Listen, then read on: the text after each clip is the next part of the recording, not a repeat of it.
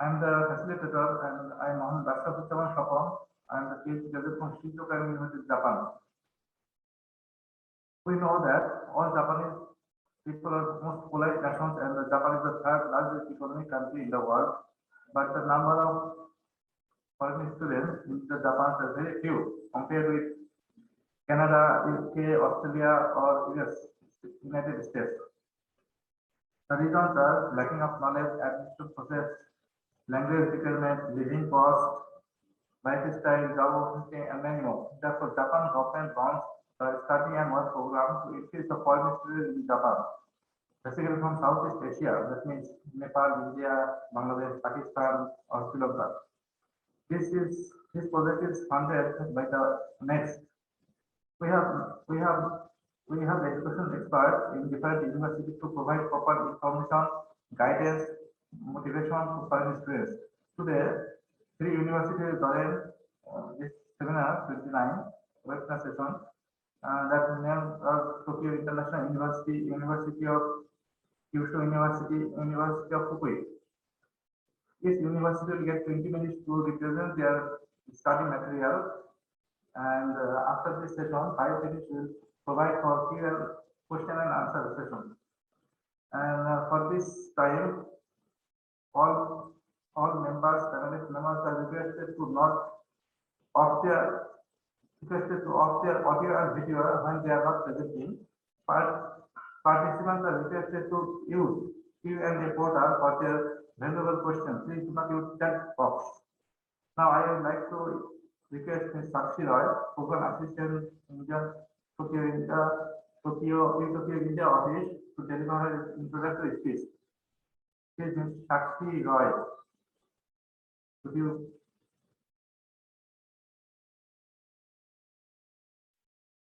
Thank you for your kind introduction, Dr. Sapo-san. I hope I'm audible clearly. Yeah. And you can see my screen? Yes, I can see. Please continue. Okay, perfect. So good afternoon and namaste, everyone. My name is Sakshi Roy, and this program is hosted by the University of Tokyo India office and brought to you by MEX, the Ministry of Education, Culture, Sports Science and Technology in Japan. I would like to welcome all of our expert panelists from world-class Japanese universities and amazing attendees from different parts of the world. Thank you very much for taking out time to participate in this webinar. So before we start, let me give you a brief introduction about our office. Our office is a part of Study in Japan Global Network Project in Southwest Asia by MEX, and we provide comprehensive information on Japanese universities. We organize education fairs and seminars throughout India. So this time, because of current COVID situation, we are conducting this online webinar series and on study and work in Japan. And we hope our webinars will support you and your dreams to study and work in Japan. So today we are going to have our 29th webinar series of study and work in Japan. And all these webinars are basically designed to introduce you to some of the best Japanese universities. And we will be discussing the various program offerings and opportunities to study and work in Japan in our online session. So there will be 3 different Japanese universities representing in each session: national, public, and private universities. And all the universities are basically focusing to introduce English-based programs that are offered by them. There has been approximately 700 plus universities in Japan, as well as specialized vocational institutions. So you have so many options to choose from world-class Japanese universities. And I must tell you that studying abroad in Japan means you'll further your study in a well-rounded education system. You'll experience a unique new culture, and you'll have the chance to gain more international perspective. However, I know it would be difficult to understand everything in such a short period of time in 20 minutes of each university, but I would like to recommend all of you to please note down the contact addresses of each university. So that in case if you have further doubts, please feel free to ask them directly later on by writing them. And also right now you can scan this QR code to register for our upcoming webinars. So this is the email address of our office. And in case if you have any questions, please feel free to contact us. We will be very happy to assist you. Thank you very much for listening to me. Please stay till the end and enjoy today's session. And please don't forget to register for our upcoming webinars. We have a lot in store for you, so please participate in our all sessions. Thank you very much.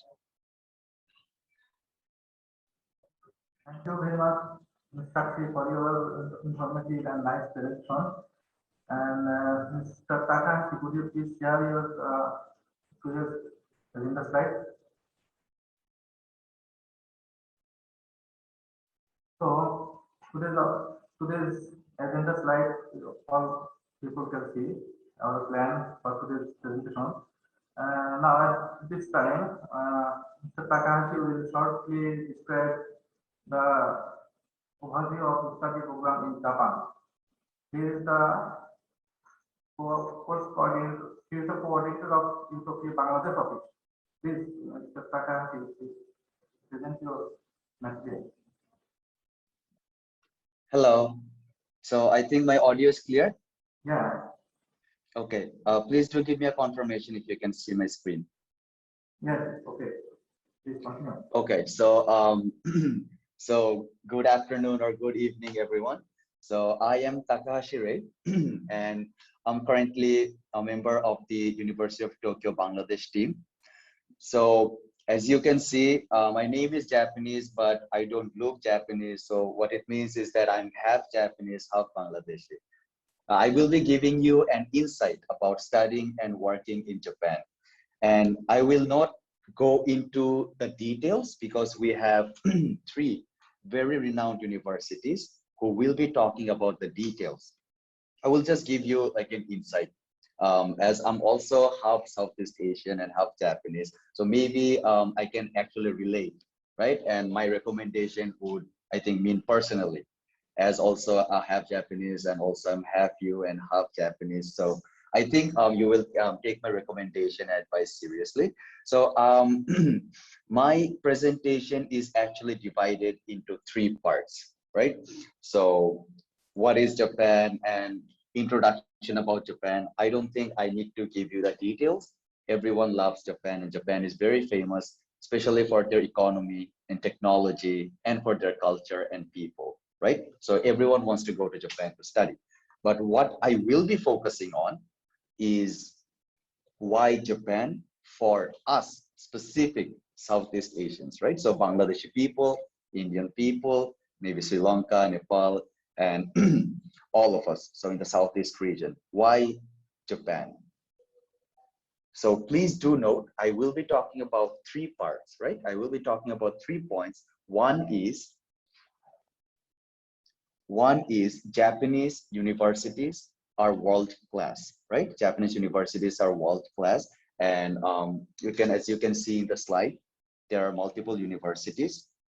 And it's also divided into the standard like undergraduate bachelor's degree and then graduate master's degree and doctoral degree. So there are 3 types of universities. And these are all, as you can see in the slide, right? So I will not repeat them. But what I want you to focus is that when we think about Japan, there are 3 things that comes into our mind. One is Japanese universities, I have to learn Japanese. Second is Japan is one of the richest countries in the world, so their expenses, the tuition fee, might be very expensive, right? And number 3 is even if I go to Japan, I might not be able to work there. So these are the 3 things that I would be focusing on in my presentation today. Okay, so let's talk about the first 2 points.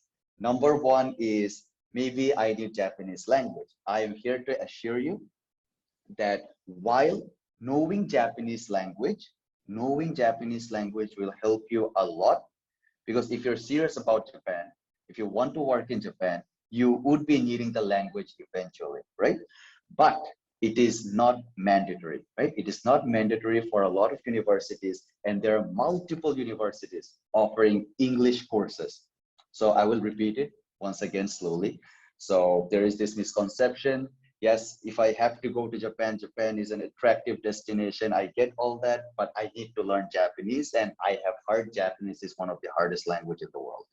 I am here to assure you, there are multiple universities, there are multiple courses, that are offered in English, right? And number 2 point is Japan is expensive. I am here to tell you, while the living expenses might be true compared to a lot of countries in the Southeast Asia, yes, the living expense this might be expensive. But I'm also here to tell you to not to worry about them because I will go into the details later on. But if you look at the tuition fees, so one of the most popular destination for us Southeast Asian is the United States. And if you can see, this is not my opinion, this is not imaginary, this is data, actual data, that tuition fees compared with the United States, one of the most popular destination, and with Japan. So as you can see, Japanese tuition fees is not that expensive compared to the United States. So since United States is one of the most popular destination for us to go to study, if we can afford United States, then obviously we can also afford Japanese universities. The tuition fees. Now, I am not going to lie, the living expense in Japan is actually high, but as you can see, I'm here to assure you that even though the expenses can be higher, the income is also very high as well. As you can see, these are data, average salary after graduation, you're earning 3.9 million yen per year, right, in average. And also, Japan has the lowest 2.34% unemployment rate. So if you graduate and if you get a job, you will be earning a lot. So the living expenses might not matter that much. Now, coming to the third point, even if I go to Japan to study, can I get a job in Japan, or I have to come back to my own country? So as you can see, visa procurement is very easy in Japan. After you graduate in Japan, if you're serious about your studies and if your performance is really good, then of course you can change your student visa to a working visa. You can actually get job in Japan, right? And the wonderful 3 universities here today, they will also speak in details about like how you can actually go to Japan and get a job there, right? So I will not bore you with all the details from my end. And something about me, I've already told you, I'm half Japanese, half Bangladeshi. I've been living here for more than 20 years, right? So I'm more of a Bangladeshi than more of a Japanese. And I'm also working in the University of Tokyo, Bangladesh office. And final thing is, I want to convince you to consider Japan as a prospect is because, as you know, the Japanese industries, they are coming to Southeast Asia. A lot of the industries, they are coming to Southeast Asia, and they're looking at Southeast Asia as a gold mine. So in the future, in the near future, right, there will be a lot of Japanese companies, there will be a lot of Japanese projects coming into your country. And I think you can already relate. You've seen the news, you can see in your locality, you're seeing a lot of more and more Japanese people, right? So especially in, let's say, manufacturing, IT, agriculture, and there are a lot of other sectors. There's a very high demand.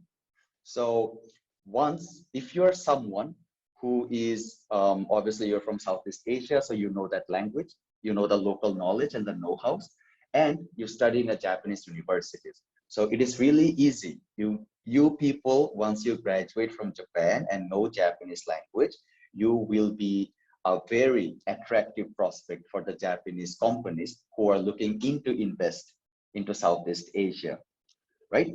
So that will be all. Sorry, I took a lot of time, but I think I will repeat my 3 points again so that there are no misconceptions.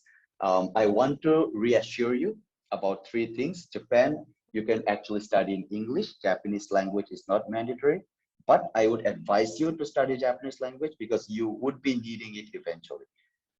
Number 2 is Japan is not expensive. Number 3, you can actually get a work visa in Japan. So this would be the 3 takeaways from my presentation if I have to summarize. Thank you, everyone. That would be all from my end.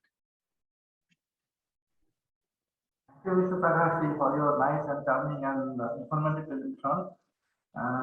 So could you please share again another slide? Thank you very much. And now we move on to the go for the main segment, university presentation. And now I would like to describe shortly about the University of Tokyo, Tokyo International University. And in this university is the private one of Japan, private university, and it is established in 1965 and is located at the Kawagoshi, Saitama Prefecture. The main course studied here is sociology, business, medical science, physical science, and economic and international relations. However, the detailed information will be discussed by Mr. Ben Surgok, University of Tokyo, Admission Counselor. Please, Mr. Ben Surgok, continue your presentation. Yes, hello. Thank you so much for the introduction, and thank you to everyone for joining me today and all of us for this presentation. I'm going to go ahead and get started with my presentation.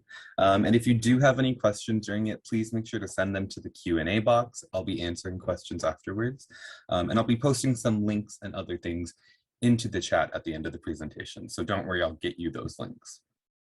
But why don't we go ahead and get started? So as mentioned, I will be here discussing Tokyo International University's English track program, particularly our 2022 intake, and I'll be talking about our undergraduate program today. I will not be speaking on the master's program, but I will post some links to that at the end of the presentation.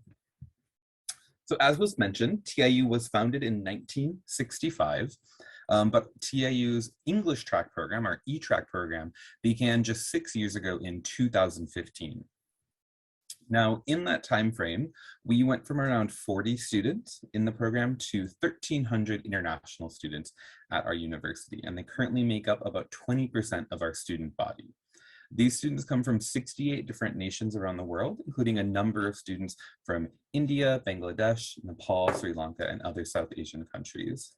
Our faculty is also quite diverse as well, with 70% coming from outside Japan.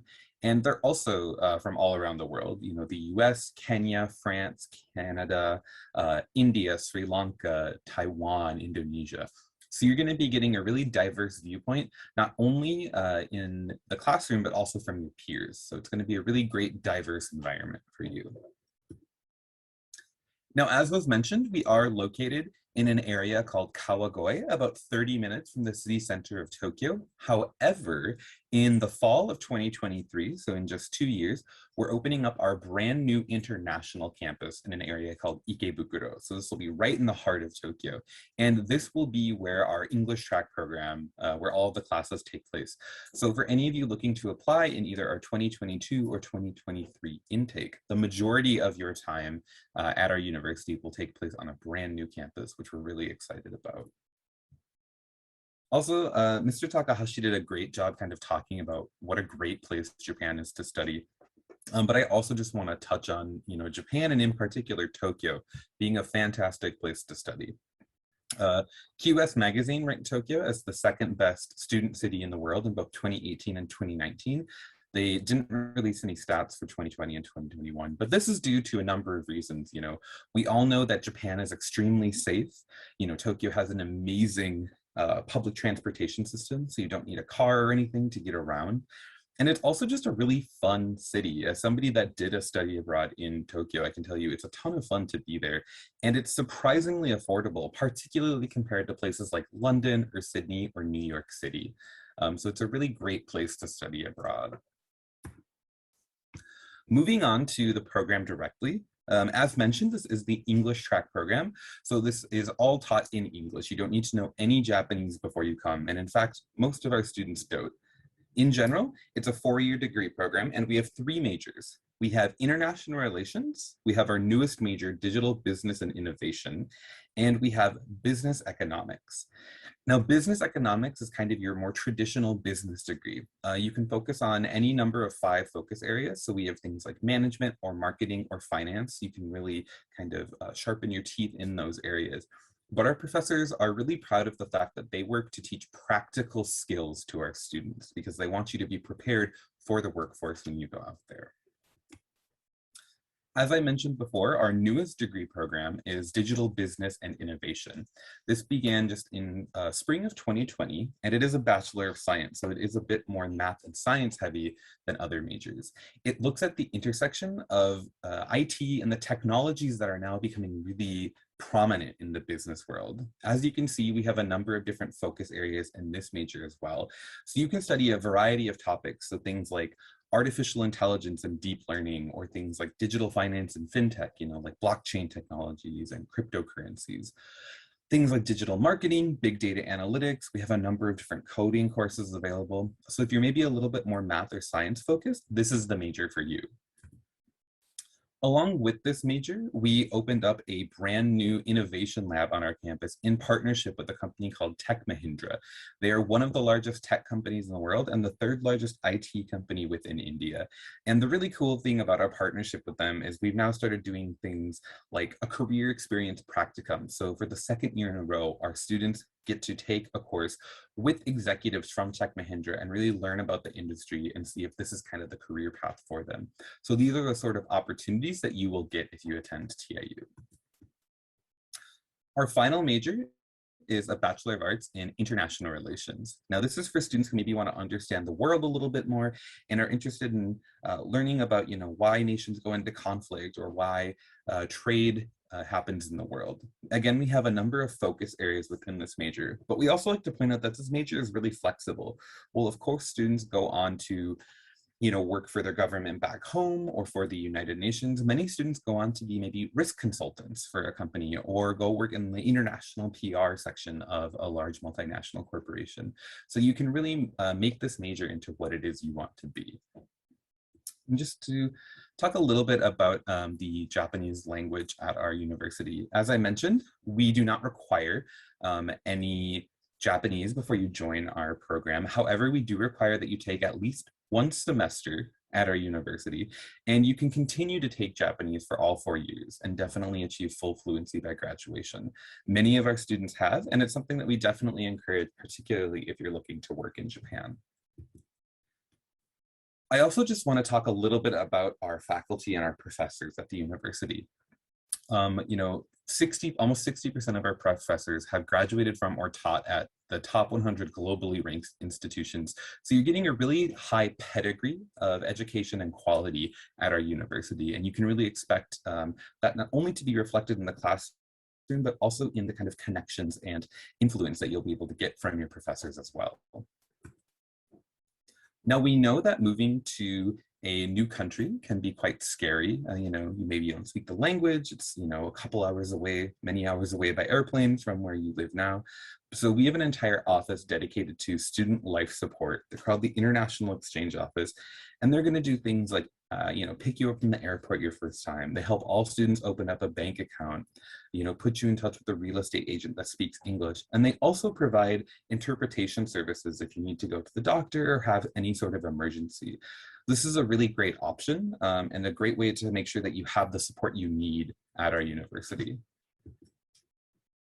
We also like to tell students that we do have kind of some culturally appropriate dining at our university. One of our canteens is fully halal certified and vegetarian friendly. And outside of the university, a number of restaurants and supermarkets in the area are also halal certified and have vegetarian options. So if you do have specific dietary needs, those will be met at Tokyo International University. We, of course, also have a number of clubs available, things, like soccer or baseball or archery, as you can see. We have non-sports clubs too, like orchestra, there's a rock band club, photography, a hip hop dance club. We also have things like TEDx TIU club. So they give TED Talks on our campus. That started this year. And we also have a Model United Nations team that was started entirely by our international students. So if you have any experience in that, it's a great team. They're one of the strongest in Japan right now, and they would love to have you. We, of course, have dormitories for all of our international students. They can live in them for up to 1 year, and we have a number of different options available, both single and shared options, and they do come fully furnished. We also like to talk about our exchange programs. We have over 300 destinations in 58 different countries around the world. And we also have a sister school in the United States, Willamette University in Salem, Oregon. And we have both a dual degree program and an accelerated Master's of Business program that you can take with Willamette University as well. Moving on to careers a little bit, we of course have a full service career center that will help you with the job hunting process, things like resume review, job counseling. They bring companies onto campus to hold information sessions targeted towards international students, and they can even directly introduce you to companies. We're quite proud of them because they have a 95% job placement rate for our international students in 2020. And these were international students that had a job offer prior to graduation. So a little bit because of the way that the Japanese job hunting system works, you know, well over 90% of our international students had a job offer before they graduated. If that's maybe not the path for you, you can get a job hunting visa as well that we can help you apply for. And we just like to also mention that, you know, getting work visas in Japan is very different from countries like the US. There's no lottery system in general. If you have a company that's hired you and is willing to sponsor your visa, it's quite easy to continue to renew that, and there's no kind of limits on that. We also just like to talk about our tuition reduction scholarship at the university. TIU offers merit-based scholarships for our students, and they help reduce the tuition at rates of 30, 50, 80, and 100%. You apply for this at the same time that you apply for admission, and the screening criteria are the same for both admission and our scholarships. And I'll go over that in a little bit. But again, all students are eligible to apply for this, and we have a large number available. So if you're maybe on the fence, please apply. It's very easy. You check a box, write a quick paragraph. So it's definitely a great option to help finance your time at our university. We, of course, also have a Model United Nations scholarship. So for anybody looking to major in international relations, has Model UN experience previously and is looking to join our team, you can possibly receive an enrollment fee waiver. And we like to talk about the Jaso Living Expense Scholarship that all of our students are also eligible to apply for. It provides a roughly 450 USD living stipend for either your first 6 or 12 months at the university. And we have an over 95% acceptance rate for this scholarship. So we're really proud of that. And it's definitely, again, another thing that's possible for you. And students can also work part-time in Japan, up to 28 hours per week while classes are in session. And while of course there are a large number of part-time jobs available off campus, we do have on-campus options as well. Now, talking a little bit about eligibility, we do require, of course, we're going to be looking at primarily your transcript and your academic background from your secondary education. We do require one English proficiency test. So we accept things like IELTS, Duolingo, TOEFL, but we also accept more than just written here as well. So we accept the TOEIC, the Cambridge exam, the Pearson exam, and if you've taken your IGCSE O-levels or you're getting an IB diploma, those English test scores can also be used as English proficiency. And this is what we're going to be looking at for both admission and for the scholarship, so that we don't have any minimum scores that we require outside of our English proficiency scores that you can see on screen. So it is a holistic application. So we're going to be looking at your GPA and academic background, your English proficiency score, as well as your statement of purpose, your essay, and then things like extracurriculars and your letter of recommendation. So before I get to the Q&A, I'd just like to mention that we are currently in the middle of an application period if you're looking to join us in April, and we have another one for April intake in November. And if you're looking to join us in September, we have 4 application periods, 1 in November and then 3 next year, 1 in January, February, and April. So that is it for my presentation.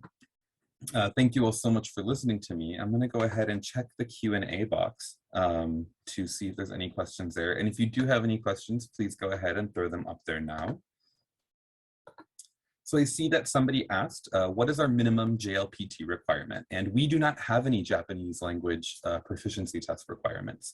So if you have the JLPT, that's great. It's definitely something that you can mention on your extracurriculars, but we do not require any Japanese, as all of our classes are taught in English. And then another person asked, is there a BA in economics and IT combination? So Pooja, thank you for that question. If you're looking for something like that, I would recommend looking into our digital business and innovation major. It's really interesting. You can really kind of look at the combination of IT and how that's affected the business world and how these technologies are changing things. So if you're looking for something like that, I would look into that. It is a Bachelor of Science. So if that's maybe intimidating you, I wouldn't worry too much about that. And I definitely would consider it. And we have a number of students who have started the program and have been really happy with it. All right, so somebody asked about the Jaso scholarship. That's applied for after you enroll in the university, and we'll send you that information, so don't worry about that. And also, just so everybody knows, we don't have any engineering or hard science programs at our university, so if you're looking for that, we unfortunately do not have them.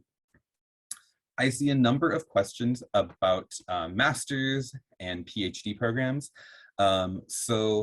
Again, I'm on our undergraduate admissions team, so I can't answer too many questions about that, but I can say that we do have masters in economics, digital business and innovation, and international relations, and PhD programs in econ and digital business and innovation. I don't work on that admissions team, but what I will go ahead and do is I will go ahead and post the links for those web pages in the chat, as well as the E-Track Master's Admissions Program coordinators. So you can go ahead and reach out to them directly. I can also tell you that there are English proficiency requirements for the master's program, so definitely look into that. Somebody asked, do undergraduate candidates need to appear for an entrance examination? And the answer is no, you do not. We don't have any entrance exam. We do require an English proficiency test, but that's something that you do on your own, so no worried about that. We unfortunately do not have a BA in psychology. We have a number of psychology courses available at our university, but we do not have any degree program in that.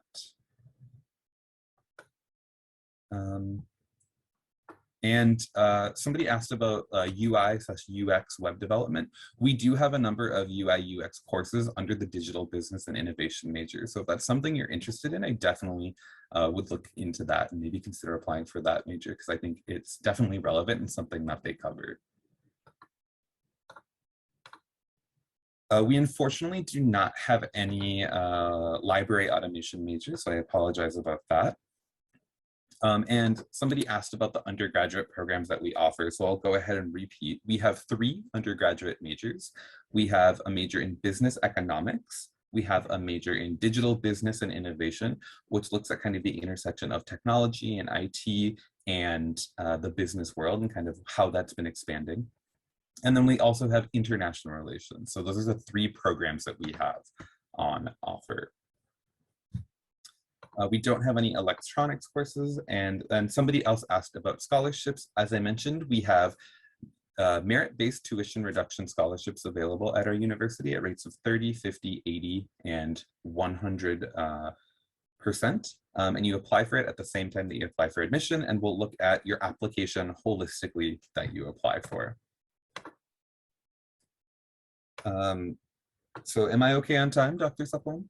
Yeah, you can. Oh, okay, no worries. So I'll just answer a couple more. Somebody asked about if they've been studying at a Japanese language school, do they still need TOEFL? And the answer is yes, you need some form of English proficiency test. So if you've been studying Japanese, we still teach all of our courses in English, so you do need to have some form of English proficiency. We do not have any veterinary science courses available or anything like East Asia Studies, unfortunately, either. And I believe that's it. I can answer the rest kind of on my own. So everyone, thank you so much for listening to my presentation. I'll go ahead and post links to our website, our YouTube channel, things like that in the chat. And if you do have any questions, please reach out to us. Our email address is just india@tiu.ac.jp. That'll be in the chat as well, but we would love to talk to you. So again, thank you so much. And thank you to the University of Tokyo as well. Thank you, Mr. Tensugo, for your informative presentation. And you will have, if you share your university website for a scholarship or any other link. It is best for the students for their future. I thank you again. Please, Mr. Takahashi, could you please share the slide?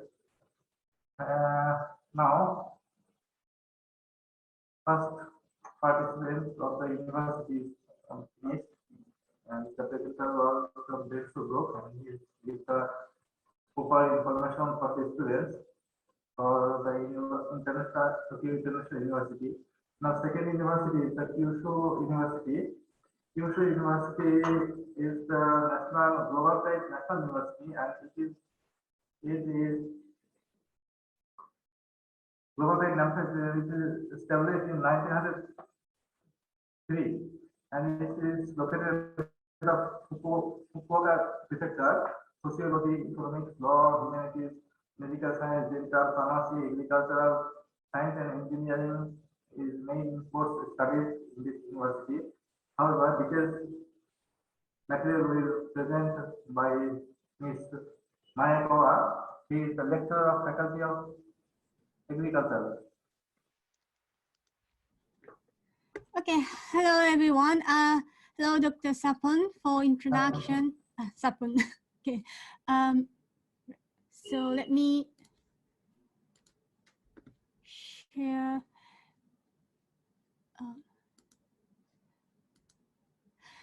Okay, hello. My name is Hiromi Maekawa. I'm a member of Faculty of Agriculture, Kyushu University. Today, I'd like to introduce you the bioresource and bioenvironmental sciences in international undergraduate program as well as postgraduate programs. But before I explain the detail, I'd like to show a short video about some fact about the university and also about what the research in our faculty is about. I'm Natalie Konomi, professor at the Global Strategies Office. Founded in 1911, Kyushu University is one of Japan's leading research-oriented national universities. And here you can see a really beautiful picture of our main campus, Ito campus. So Kyushu University is located in Fukuoka, in the south part of Japan, and with Fukuoka city being one of the 5 largest cities in Japan. It has a population of 1.6 million. Because of its location, Fukuoka has been a gateway city for diplomacy and trading with Asian countries from ancient times. So every year, Fukuoka city is ranked in the top 10 of the world's most livable cities by the British magazine Monocle. So why not come live and study here? Let me introduce some fast facts about Kyushu University. Kyushu is home to approximately 19,000 students and is comprised of 12 undergraduate schools, 18 graduate schools, and 5 research institutions. So currently over 2,300 international students from 97 countries and regions are studying at Kyushu University. Okay, so I will tell you a little bit more about the bioresource and bioenvironment course in the Faculty of Agriculture. So what is bioresource and bioenvironment all about? Well, at the moment, the world's facing several challenges, one of which is the increasing population, which of course needs more food and also needs more in the way of natural resources and causes increased pressure on resources such as forestry or fish from fishing activities. So bioresource and bioenvironment is really about researching and developing sustainable uses of natural resources and improving agricultural production, food processing and distribution, but importantly doing it in a way that will be sustainable and will ensure food and natural resources are available for future generations. When you move to the more specialized bioresource and bioenvironment courses, there are 4 main areas that you can specialize in. One is animal resources, dealing with fisheries and animal science as related to use of animals in agriculture. There's applied biosciences, which is a very molecular topic and very laboratory based, which looks at food science and technology, agricultural chemistry for development of new pesticides and insecticides.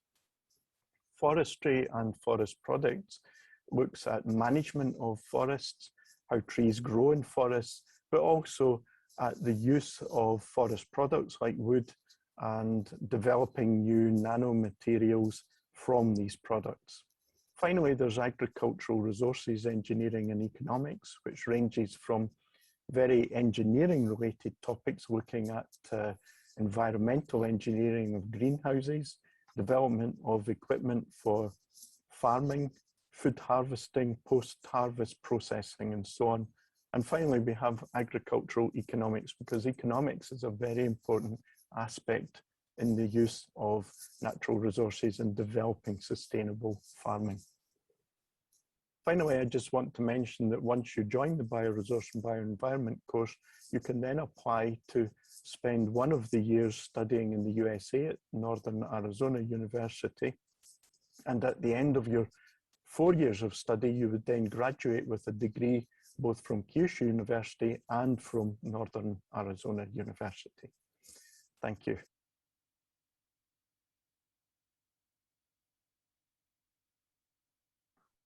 Thank you, Mr.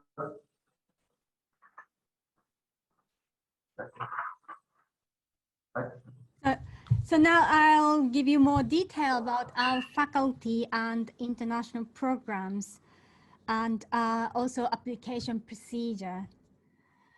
So the Faculty of Agriculture has 100 years of history, and it's quite big. We have 177 faculty members, and we have more than 1,000 undergraduate students studying in undergraduate program, and more than 600 graduate students. And among them, we have 240 international students. That makes 15% of all students, and about 30% of graduate students. So I'd say the studying environment in our faculty is quite international. And also this shows the home country of international students. And as you can see, they come from various countries. So you will be exposed to different culture once you are in Kyushu University. Okay. So let me start by explaining about the international undergraduate program that is taught entirely in English. So the first year is you get a general education together with other program students or other from other faculties in a general education faculty. And after that, in the second and the third year, you go on studying more specialized education. And during the fourth year, you choose a research topic and conduct a thesis project and present a graduation thesis. So how can students choose their research topics? So what we offer is a systematic matching system, and so that the student can select the research themes according to their interest. So in the second year, these tutorial subject, students have a choice, the chance to visit about 30 laboratories, is about half of research labs in our faculty.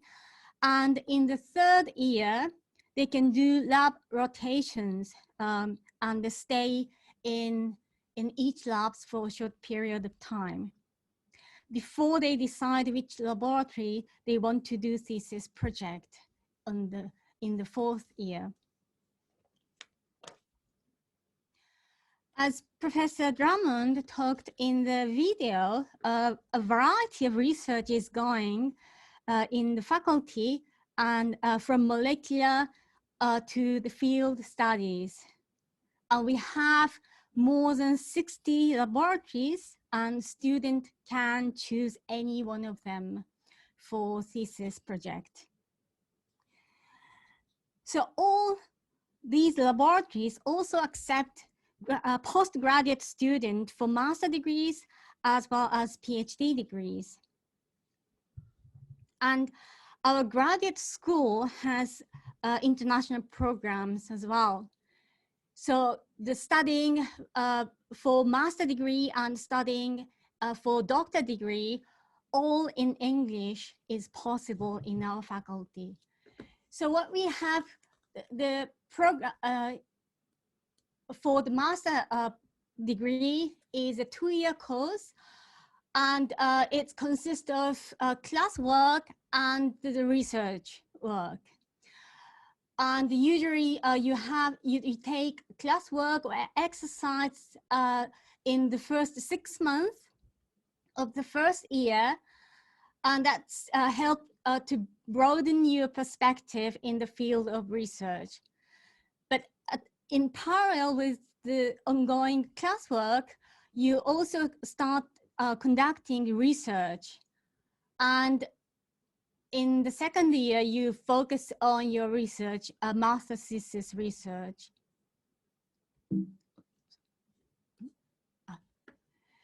So this is how the master course curriculum looks like. So it's like a lead subject you take in the first 6 months usually, and you start the research the day of the enrollment, and you continue that and finish thesis research.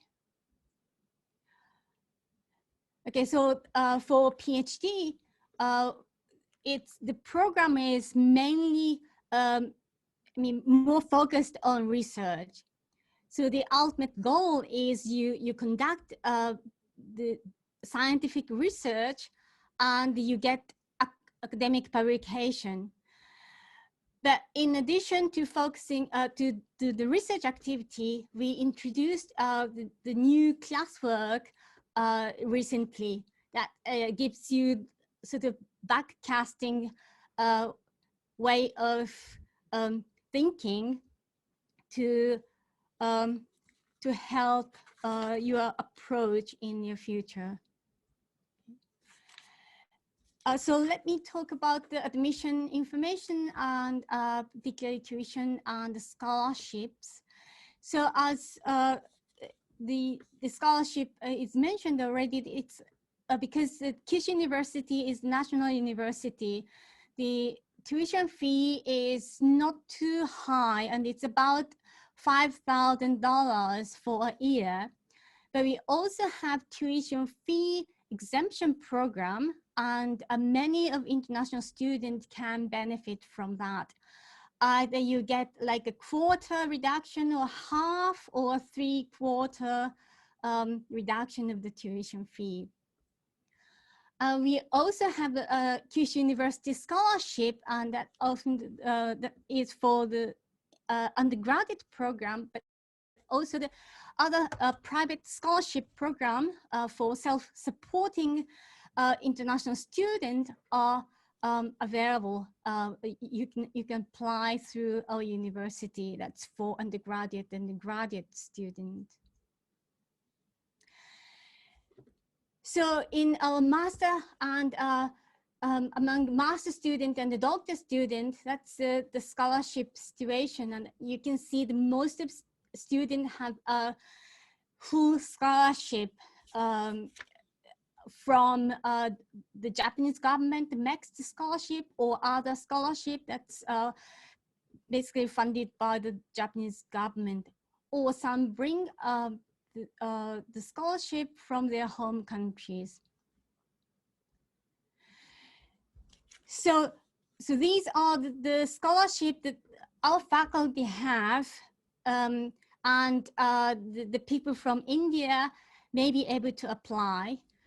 The first is the MEX, that's the next embassy recommendation. That is you apply through the Japanese embassy in your home country. So the same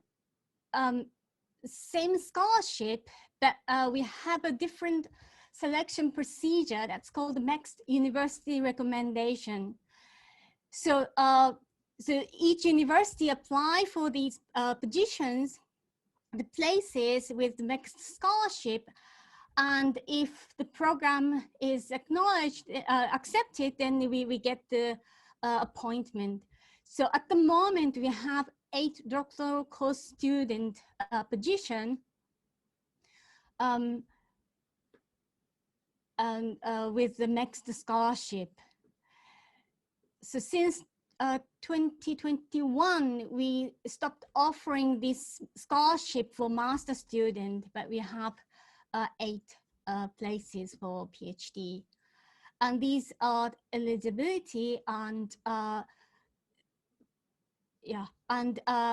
the Faculty of Agriculture started the scholarship that gives same amount of monthly stipend as MEX gives the scholars.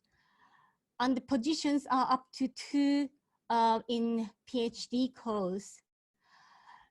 Although the MEX scholarship eligibility demands that the scholars have to have a nationals of the country that has a diplomatic relation with Japan, or like a current residency is outside of Japan and so on. But we do not mind which nationality the candidate has, and the international student who is already in Japan can apply for this Faculty of Agriculture scholarship. If you're Indian, you may be able to apply for ADB JSP scholarship that is for master course, and we have 2 positions. And the important thing is you need more than 2 years full-time working experiences to get this scholarship. So this just explaining roughly how the application procedure is going to be. The first, you have to explore and decide to join a graduate program, and then you look for your potential then you think about how you fund yourself. Either you go apply for scholarship, or you can fund by yourself. If you want to apply for a MEX embassy recommendation, that's a common MEX scholarship, then you contact the embassy, local embassy, and follow their guidance. If you go for the MEX university recommendation, or ADB JSP, or Faculty of Agriculture scholarship, or if you're a private funded student, then the next step is you find your supervisor. You can check our website and look for the research subject you're interested in, and who can be the supervisor. And you have to contact with the professor that you want to be your supervisor, and discuss about your study in Japan, and you need sort of acceptance before you go to the next step. So for MEX university recommendation, we have a 2-step selection procedure. And the first step is this step 4, that you apply online, you give application form, and you also write the research proposal and the reference letters and so on. And each educational course select 4 candidates. And if you are selected as a candidate, then you go to the final step, and you complete full application, and you go for the selection procedure for the whole faculty. And if you're a private funded student, you can just directly contact with your supervisor and they will guide you how to proceed. So if you go to our website, you can find this sort of a timetable, and it gives the date or rough time that when you know the result kind of thing. But the important is before you submit the online entry form, you have to prepare your CV and research plan and contact your supervisor and get approval that he or she will be your supervisor once you are accepted in the graduate program. So finally, the why study in Kyushu University undergraduate and postgraduate program. And one is Kyushu University is one of the top universities in Japan, and we conduct cutting edge research in various laboratories, and you can study entirely in English, but also you have very good interaction with the Japanese student. And the faculty has a lot of international staffs and students, and also English speaking supporting staff. And we have a graduate student had a good career in after they finish the program, so you have a good career prospect as well. Okay, so if you have any question, you can send a message through this website. Okay, thank you very much. Sorry, I spoke too much. Thank you, Ms. Maekawa-sensei, for your nice and informative presentation. Now, could you please share the screen agenda slide? Q&A. Oh, sorry, you have question and answer session. Oh, sorry, Yeah. Okay. So the first question is the PhD in Japanese language. So Kyushu University had all sort of faculties.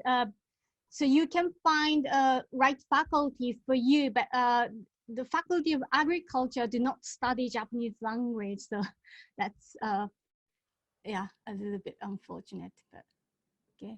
So why there the limit of age? The person who has a bit. Okay, so if you want to get next scholarship or the scholarship from Faculty of Agriculture, you have to be under age of 35. But we accept. Mayumi is writing an answer.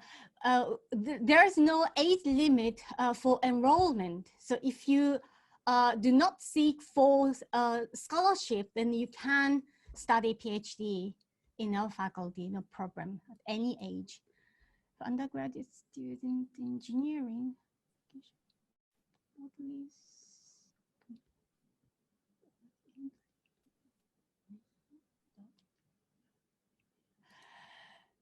okay, so undergraduate program in the Faculty of Engineering has a different selection procedure. So international undergraduate program is the joint program of the engineering faculty and agricultural faculty, but the selection procedure are completely separated. So if you're interested in engineering, you have to contact the people in engineering.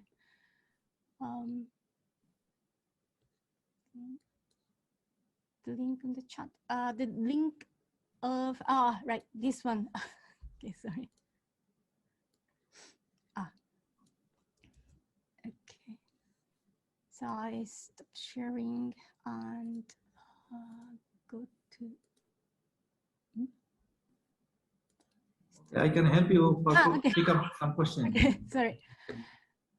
The master for someone with the business. Okay, business and the graduate degree.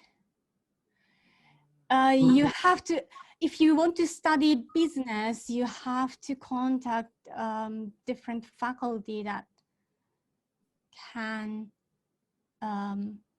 where you can study business. Okay, sorry, I don't think we have right field for you. The university has a master program in computer science. Computer science. Ah, right. I think Kenji is writing an answer. My suggestion is to look into the Faculty of Engineering, but we also have IT-related research field, but that is in relation to agricultural production. So you can look into our faculty, but also you can look engineering. Maybe another question for masters who want to business undergraduate degree. Is it possible to undergraduate degree in Kyushu University? I'm sure you can, but not in our faculty. So I do not have enough information. I'm sorry. And is it also for scholarship for this business degree? So general scholarship, like a mixed scholarship, for instance, or like a Kyushu University scholarship, all students can apply, as far as I understand. But the scholarship I mentioned, like a mixed university recommendation, is attached to our faculty. So only for students who study in our graduate programs. Yeah, I think so. Thank you, Ms. Maya Sensei, for your nice and informative presentation for Kyushu University. Thank you very much. Thank you very much for joining today's webinar session. Could you please share the slide, Mr. Takahashi-san? Thank you for sharing the slide. Now I would like to next session, next slide, next university. The University of Fukui, National University, and it is established in 1949. It's located at the Fukui city, and arts, humanities, business, medical science, engineering, science and technology, global communications are the mainly studied here. And the overall satisfaction rate is 90% for this university, and details materials were discussed by Professor Hosoya. He is the Professor of International Relations. Please continue the speech, Professor Hosoya. Okay. Thank you. Thank you very much, Dr. Sapong, for your introduction. My name is Yuhei Hosoya. I teach international relations at the School of Global and Community Studies at our university. I also oversee the university's global outreach programs, and it's a very great pleasure to meet you all. We only have 20 minutes, so what I'd like to do is to give you a general sketch, first of all, of our region, Fukui, which I don't think many of you know yet, and about our university, without going too much in detail. I have a colleague joining me here from our international office. Her name is Miss Eiko Malcolm, and I think she can kindly assist me in answering your questions if there are any. On the region of Fukui, I would like to say, first of all, that this is a very special place. I would say, actually, it's a hidden treasure of Japan. In my previous job, which was actually as a diplomat, I used to live in very big cities, naturally, most of the time. And that was including in Tokyo. I also lived in Osaka and Yokohama in Japan. But life in the less crowded regions of Japan, like Fukui, I think has been much too overlooked. And I can assure you that life in the regions, from my own experience, can be a much nicer experience in some significant ways from the big cities. Particularly, Fukui is, you find, I would say, the real authentic Japan, which is very rich in history and traditional culture. And I'd like to take a few minutes to run you through this brochure, which tells you what I mean. Okay, I'm going to just screen share. So it's titled Zen Alive Fukui. I think many of you know what Zen is. It's one of the major schools of Buddhism. Just to run you through these pictures. So Zen, it comes up, we'll come back to this later. It says here, ours is a simple and quiet lifestyle built upon living in harmony with nature and the environment, etc. So you can get a sense, this is bonsai. It's not only in Fukui, but it's not nature condensed into a small space. You find this in the traditional parts of Japan. We have traditional landscapes, net fishing, historical ruins, and the castles like this one here. Fukui is particularly renowned for its food. This is one of the cuisine, refined cuisine. This one here is Echizen crab, which is a regional specialty. Again, some cuisine here. We are also known as one of the leading regions for traditional crafts, like this picture here of lacquerware. The making of traditional paper, washi, they call it. Actually, Fukui is the #1 place of production of paper. And knives, like this one, traditional festivals. Hot springs as well. We have one of the very well-known major hot spring spas, Awara Onsen, which is in the northern part of Fukui. Fireworks and floating lanterns. The picture here, this picture is of Yokokan Villa and gardens. It's a smallish garden, but one of the most highly acclaimed traditional gardens of Japan. It's right in the center of Fukui City.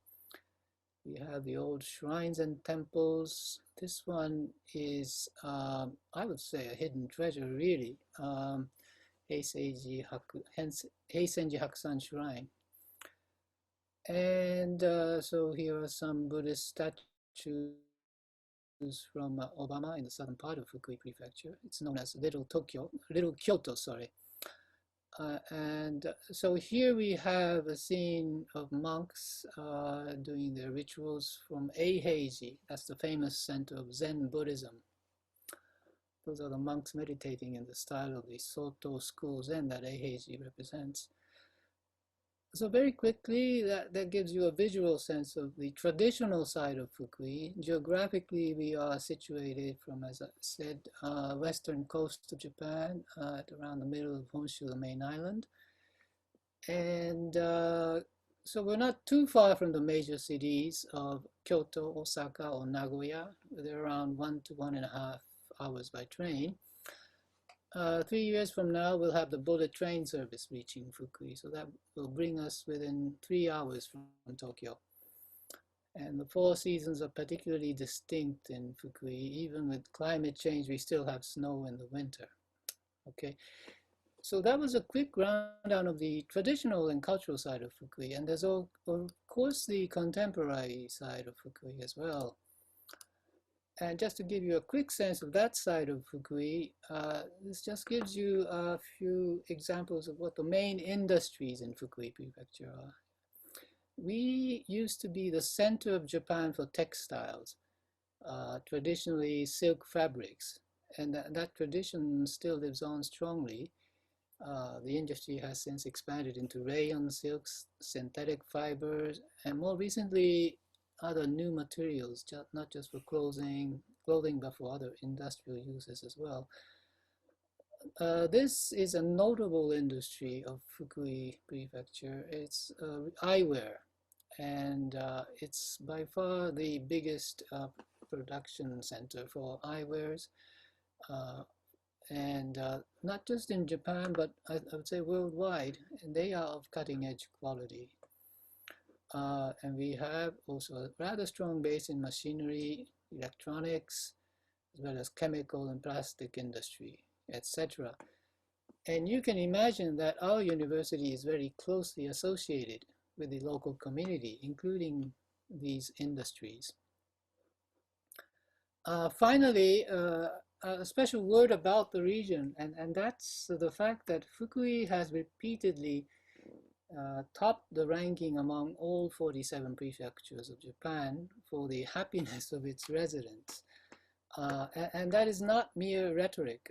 It's according to authoritative studies which are based on objective indicators. And this happiness ranking is reflected on in the strong employment environment, quality of education. I'll come back to that later. Stable social relations and so on. And this also makes the region, according again to objective surveys, one of the most livable regions of Japan. And the other important thing is living costs are, I would say, very affordable compared to the bigger cities. Okay, so now let me come to the university itself. That's the English page of our university's website. I'll post the links later on in the chat column. Our university is the only national university in the region. We have about 5,000 students, and that includes close to 1,000 graduate students. And what I should mention up front is our excellent track record in terms of the employability of our graduates. Now, this is a page from the Japanese page of our website. I don't know why they don't put this on the English page. I hope they will do so soon. What it says here in Japanese is we topped the list of employability among all national universities of Japan for 14 years in a row. And the employment success rate was 97.2%. That was for the latest year, and this is for 14 years in a row. And that means we do have an exceptional career support service in our university. Not just the job rate, but very low dropouts later on, which means most graduates stay on with stable positions, and that speaks for the quality of the workplaces and the stable labor market in the region. Okay, so I now go back to the English page of the website. University of Fukui provides some unique opportunities for learning and research through our 4 schools. And I won't go into too much detail on each of them, but I'll just quickly run you through, first of all, the School of Education. And I should say all 4 schools have their graduate schools too. And I must mention up front that a majority of our courses taught are in Japanese. And it, of course, depends on which school we are talking about. But we do offer a good number of courses in English too.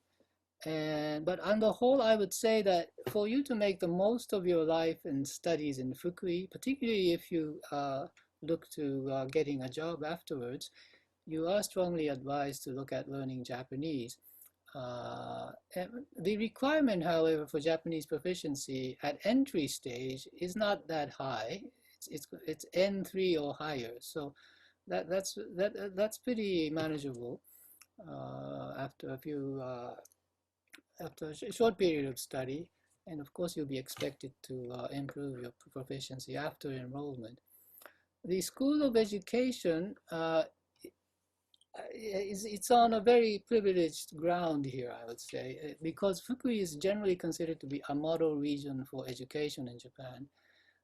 The primary and middle school students of Fukui actually consistently lead the national ranking for academic and physical performance. And our university, specifically the School of Education, has a primary and middle school attached to it, where they explore the educational methods in that exceptional environment. Our Graduate School of Education was actually chosen to represent Japan for the training of teachers from such countries as Egypt. They're trying to incorporate the Japan model for their national education system. we have a fairly major school of medical sciences. And Fukui is very well endowed with medical facilities overall, and the University of Fukui's hospital, which is connected, of course, to the medical school, is the leading institution of the field in the region. Their particular focus is on the development of community health care and on medical operations for disaster relief. That's both in Japan and overseas. The School of Engineering is the largest school. It's actually the largest school of engineering on the west coast of Japan. And they have a number of departments covering the gamut of related areas. I wish I could give you details on the School of Engineering. Those of you who are interested, I would like to refer you to our website and, if need be, to our professors from that school. They actually offer a master's course and a doctoral program as well for international students, specifically designed with teaching in English. And finally, I come to the school that I belong to, the School of Global and Community Studies, in short, GCS. Now, we are the newest and smallest school at UF, but we offer a very special opportunity to students who are seeking to be global and local or community, let's say, based at the same time. And as the name of the school suggests, you put this in one word, you get the buzzword global. And I think the word is becoming familiar to everybody these days. That word is what our school is all about. And I'd like to show you a very short video which explains that. The video runs for about 6 minutes, but I'll just show you the first couple of minutes here. It's in our website. It's in the form of a dialogue between two of our international students in English.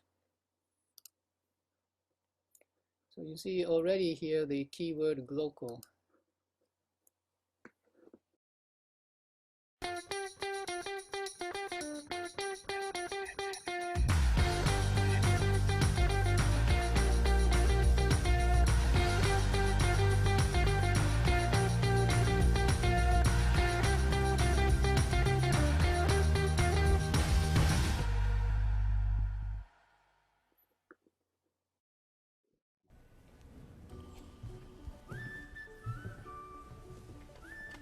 Hey. Hey. Seems like we'll be representing the School of Global and Community Studies today, but I guess no need to be nervous, just be yourself. Will be fine. Yeah, should be fine. But yeah, the first question. First of all, I had the interest in Japanese language and culture because I have participated in many workshops back in my country and started to learn the language. You should go there. The city actually ranks.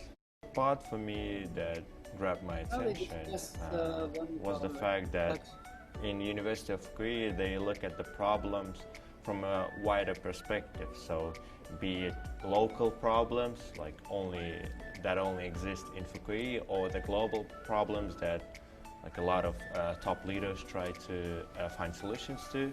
We touch all of them, and through that, we learn something new about the world and about how things work.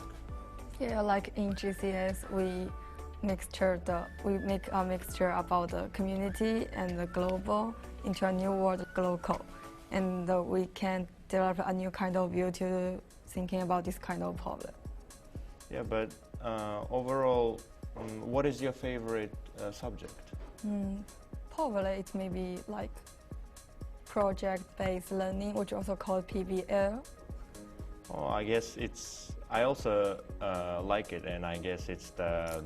Okay, I'll stop the video here. You see the girl mentioned PBL, which stands for project-based learning. And that's one of our flagship programs. It's mandatory to all students. The idea is to, I think you're aware of this, to take you out of the classroom and create a partnership with the local stakeholders And that means local companies, the local government, public corporations, and other groups. The students form teams and work together with the stakeholders as partners, and they identify local issues and set up projects and work together to find solutions. And for this, my school is developing a good network of relationships with the local community. And actually, the university is taking the lead in the internationalization of the region. Okay.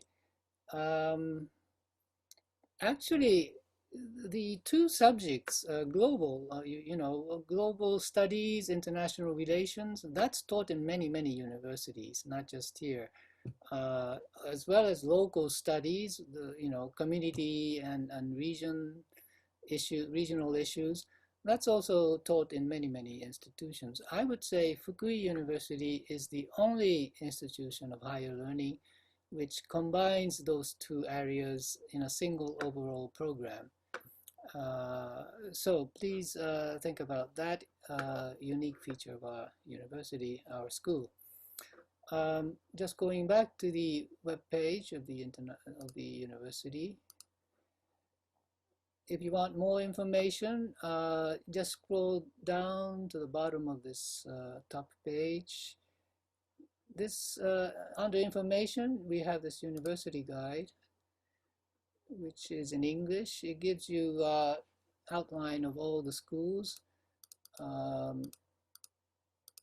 GCS is here in pink, so please come back to this if you're interested.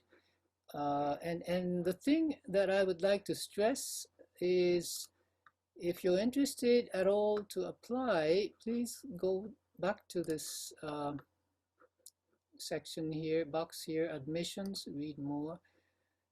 At our school, we are actually advertising for students like yourselves, privately financed international students presently living outside of Japan. And as you can see here, if you are interested, you need to hurry, because the deadline for application for enrollment from next April is approaching very fast, because the application submission period is already running and it's up to 8 October, next Friday, next Thursday, is it? Okay, that's the point I wanted to stress. If you're interested in our engineering school, as I said, they offer graduate programs open to international students, and information on those, I will give you the links in the chat column. So I think I'll stop here, and thank you for your very kind attention. I hope you found something of interest in my presentation, and I'll be very happy, together with Eiko-san, to answer any questions that you may have. Okay? Thank you, Professor, for your very informative. Thank you, Professor, for your very informative presentation for University of Fukui. And I will ask you about the question and answer in the Q&A box. Maybe one question is left for the links in chat. He asked about the work and maybe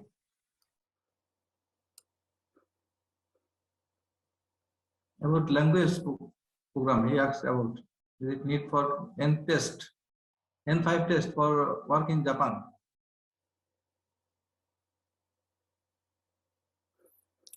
Okay. Well, I understand N5 is rather entry level, isn't it? We normally talk about N3 at least for joining a university here, including our university. Actually, it's better to have N2 level at entry. It's not a requirement. But yeah, N5 should be easy to attain after a short period of study. Are there any undergraduate programs in this university? Yes, Yes, absolutely. as I said, my school offers undergraduate positions through two kinds of exams, actually. One is for students who are already in Japan, who are already studying in generally Japanese language schools. But the other one, as I said, is the one for students like yourselves, still living outside of Japan, but hoping to apply. And that's the one I explained. And the details you will get in one of the links, which I just posted in the chat column. Does that answer your question? Yeah, I think almost finished for this question and answer session. There is no question in the question box now. So thank you for joining today's session. One other question, if I have time to reply. Okay, you have time. In the engineering school, they don't hold a specific exam for international students at the undergraduate level. You can, of course, apply on equal footing with the Japanese students if you're fluent in Japanese. But the special courses in English that they offer is at graduate level, as I explained. One for master's degree and the other one for a doctor's degree. And those are taught entirely in English.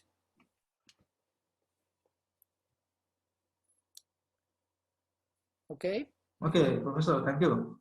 If you have any important link for a scholarship or any admission information, please share in the chat box or for the students' guidance. Thank you for today's webinar. Interior designing, yes, there may be in our engineering school, but please check up their website. It's inside the university's website. They give all the details there.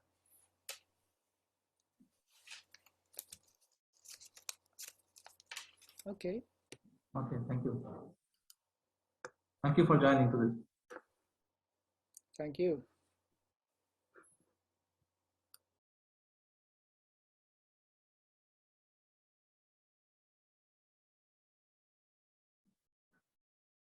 Mr. Takahashi, could you please share the agenda slide? Okay, thank you. Almost all university we have finished for today's webinar. I think this is very important to know about the Japanese university, Japanese culture, Japanese language, or admission information for study and work in Japan. And our professor has discussed most of the information for study in Japan, and it is very important. I think it is very informative for every student in the future, every student for the future.